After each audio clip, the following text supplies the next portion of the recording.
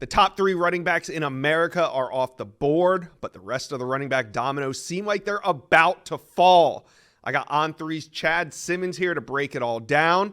Like I said, these running backs, they could all be off the board by the end of summer. Some big commitments coming soon. But first, guys, lock in and hit subscribe to the On3 Recruits channel.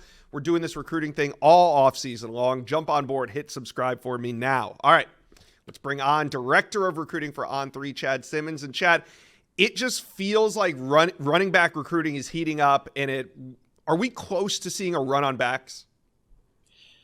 Yeah, Josh, I mean, that time is definitely coming, I think, around the corner. I think, obviously, June is going to be a huge month for OVs for a lot of these guys want to talk about, but I think even a few could pop before they get to those June OVs. So, yeah, you mentioned Harlan Berry to LSU. He's off the board. Kylan Deere to Ole Miss this spring. He's locked in there. Then Gideon Davison, longtime Clemson commit. So who's next? I think we could see somebody pop sooner than later at the running back position. All right. I got maybe this is going to be more confusing, but maybe it's going to make a whole lot of sense. I'm going to move to the whiteboard. All right. I got a whiteboard here set up. Excuse my handwriting, the whiteboard for now. If we get a lot of views on this, maybe they'll get me an actual video board. So just humor me here. We got who's available. Those are the running backs that are available. And who needs a running back. Teams that need a running back. Chad, let's start with the number 4 running back in America out of the state of Georgia, Usman Kroma. Now, his recruitment has been trending in a couple different directions. How do you see it right now as we are about to get into summer recruiting? You know, if I had to truly describe his recruitment right now, as of today, the 1st of May, I would say a little bit more open than what it has been the last 6 months, 10 months leading up to this moment. I think, you know, Florida State's always, for a long time, been viewed as the team to beat, the favorite. I think Georgia's come on strong since the running back coach changed there with Justin Crawford. He's from South Georgia. He's coached at a place like Lee County in the past. I think Florida is in the mix there. I think Miami is in the mix there. But I think at one time we thought FSU was close to a slam dunk for Kroma. But right now I think Georgia is very much there near the top. And this one's a little bit more open today than where we've been the last few months with Kroma. All right, which way are you leaning? You know, I would probably lean slightly towards Georgia if I had to pick one school with the most buzz around it today, but this one could go 3, 4, 5 different ways over the next 2 months. All right, so we got Georgia, we got FSU for Kroma. Let's move down to Jordan Davison, the number 5 rated running back in America, out of California. Where do we like Jordan Davison? He's coming off of a visit to Oregon, but he's been all over the place. Yeah, he really has. He's been, I think the consistent schools in this race has been Ohio State, Oregon, Texas, and then Alabama. There's been some Georgia. But I think right now, I like where Ohio State's at. I thought he had a little bit of reservation once Tony Alford left Columbus to go north to Michigan. If you know Jordan, he's huge on relationships, all about guys he connects with, not just about football, but about life outside of football. Tony Alford, Carlos Lachlan, Robert Gillespie, Tashard Choice, those guys have done a great job. But right now, the buzz has been, since he made it to Columbus early in April, around the Buckeyes. He's close to Lachlan, who went from Oregon to Ohio State. You put those two together, I like where the Buckeyes sit right now, Josh. All right, so for Kroma, we got maybe Georgia, maybe FSU. For Davison, we got maybe Ohio State, maybe Texas. Now, Michael Turner, he's the number 6 rated running back in America, out of the state of Texas as well. Where do you see this domino following? Right now, I see, Michael Turner staying close to home. I think you mentioned that SMU is less than 45 minutes from home for him. He's been there, over half a dozen times. He doesn't go alone. He takes his family. He takes friends. He's very close to Rhett Lashley, the head coach, Kyle Cooper, the running back coach at SMU. They've done a great job making him feel like a priority. And right now, I think the love is the same on both sides. Right now, I have a hard time putting his name on another commitment list. I mean, Baylor's there, Florida, Oklahoma State, Washington, a few other schools in the mix. But SMU is in full command here. Yeah, we got SMU here for Michael Turner. Now, that would be a heck of an offensive class already with Keelan Russell, one of the top quarterbacks in America, committed to SMU. James Simon, the number 9 running back in America. A couple weeks ago, you would have asked me, I would have said it's a slam dunk for LSU, but now LSU has 2 running back commitments, and it seems like James Simon is trending elsewhere. How do you read his recruitment? Yeah, I feel like I want to ask you, can I buy a vowel, Josh? It'd be like Vanna White up there and Pat Sajak. I mean, can I buy an E for Texas? I think, for me, LSU is almost in like a matter of time.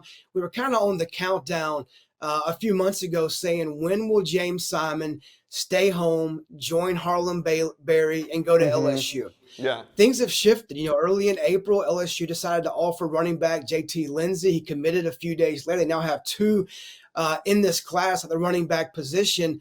Does Simon want to go be the 3rd running back at LSU? They would take him, no doubt about that. Does he want to be that second guy, that counterpart to Ricky Stewart at Texas? There's other schools involved like Notre Dame, Texas A&M, and Georgia. But since that last visit to Austin earlier this spring, back in April, the Longhorns have been trending. Tashard Choice has done a great job here. He has 1 OV set. That's to Texas for June 21st. And he's mentioned the possibility of committing in the month of May without taking any other trips. I like where Texas sits right now for James Simon. All right, so interesting because now Texas is in good shape for Jordan Davison and James Simon. Well, 2 running backs in the top 10 that the Texas Longhorns could land. Let's move to the number 10 rated running back in America. He is from American Heritage down in Florida. We're talking about Byron Lewis, who was at the Colorado spring game. But prior to that, you and Steve Wiltfong put picks in for Florida State. How are we feeling about Byron Lewis after this Colorado visit? Yeah, I still feel the same. Steve led the way there, obviously, with Florida State. FSU's done a great job kind of coming up from behind, I would say, in this race with Byron Lewis. I mean, yeah, the one connection there that nobody else can offer is his former head coach, Pat Surtain, from American Heritage, now coaching at Florida State. Relationships are different. This game's all different now in recruiting with NIL and so many different things out there, but it's still, I think the root of it all is still relationships. And you cannot, that can't be compromised with Pat Surtain and Byron Lewis. And, I think at one time Miami and Ohio State were ahead of Florida State, but FSU just kept chipping away. They had a great season last year. He sees an opportunity to play early at Florida State. He loves Coach Yak, David Johnson, the running backs coach as well at Florida State. And just all of those relationships, I think, really put FSU as the team to beat heading into the summer OVs. All right, well, if I follow the roadmap, it looks like Florida State is in good shape for a pair of backs as well. You got Byron Lewis and Usman Chroma. We'll see how it works out for the Noles. Let's leave the state of Florida and head to Big Ten country where we got Marquise Davis, one of the top backs in the state of Ohio, and it could be a Michigan-Ohio State battle. How do you see this one playing out? Yeah, people would think because he's from Cleveland, they do a great job, Ohio State, of keeping those in-state guys at home. But the running back, I think, move going from, again, Tony Alford leaving Ohio State, going up to Michigan, that relationship stayed in place. Michigan was already a school probably at the time of that move in his top 5, I think has now become the team to beat with that connection. He was back in Ann Arbor in April. He likes the new coaching staff. He likes the offensive scheme. And I know he feels more love from Michigan as well. That's great there, Josh. Great presentation. And I think with the love and then the opportunity and just that relationship with Alford and Davis, I like where Michigan sits. Now, I don't think Ohio State's even that top 2 school. I think Kentucky right now, do not sleep on Kentucky. There's some confidence in Lexington that they're right there in the thick of this race. I believe that to be true. I think Michigan leads with Kentucky running second right now for Marquise Davis. Okay, well, I slept on Kentucky because I didn't even have them in my teams of need, so.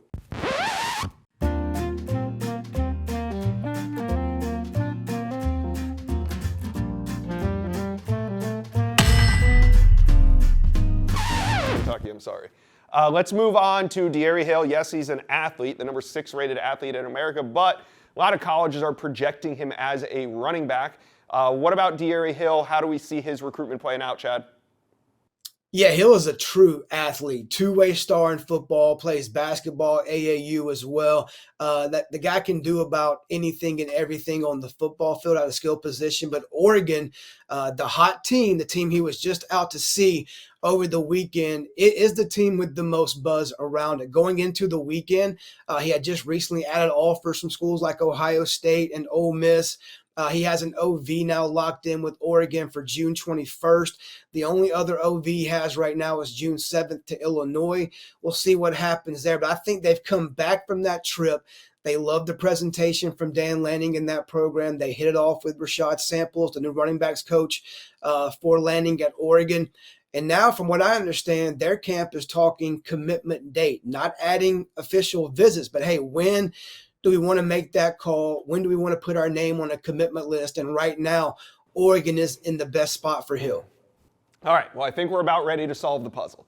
We got one more name on here. Really intriguing name, Todd Robinson, number 59 rated running back in America, but out of Valdosta, Georgia, he plays quarterback. So another prospect that we are projecting as a running back, and big-time programs are also picking up on him. Tell me, Chad, about Todd Robinson out of Valdosta, Georgia. Yeah, this has been fun to watch the last couple of months, Josh. I mean, early in 2024, you're talking about schools like UMass, Georgia Southern, schools on that level for Todd Robinson. Next thing you know, University of Georgia gets him on campus. They offer him a scholarship. Then the floodgates open up. You have Alabama. You have Miami, you have Tennessee, you have all the Arkansas, you have all these major programs offering Todd Robinson, who has offers not like a number 59 prospect at his position would have typically. But like you said, he plays quarterback. He's played that position his entire high school career. So he does have to project as a running back, but he does run the ball a lot. He's 6 feet tall, 190-ish pounds, and Georgia absolutely loves what Todd Robinson brings to the table. And Robinson loves, on the other side, what Georgia offers as a program. I think right now that is the match. You know, Alabama has an OV with him on May 31st. Tennessee has one late in June. Georgia gets him early in June. Right now, with the connection of Justin Crawford, the running backs coach at Georgia, he's from South Georgia. He's coached at Valdosta before. They have that relationship. And then him being in Athens a couple of times, seeing the opportunity there, I think Georgia right now is setting the pace in that race for Todd Robinson. All right. Well, there you have it. Your easy to read roadmap for running back recruiting. Print it out. Put it on the wall. Remember it. This is where they're going. Well, there's a couple options, but easy to read, right? We're going to try it again. You guys do this. Do me a favor right now. Comment section below. How do you think that the running back board is going to work out? Where are the dominoes going to fall? Let us know. Chad kind of laid it out for us, but hey, you might have a different opinion. Comment section below. Well, you've made it to the end of today's video, but there's hundreds more videos on the On3 Recruits channel for you to check out. And also, while you're here, hit subscribe.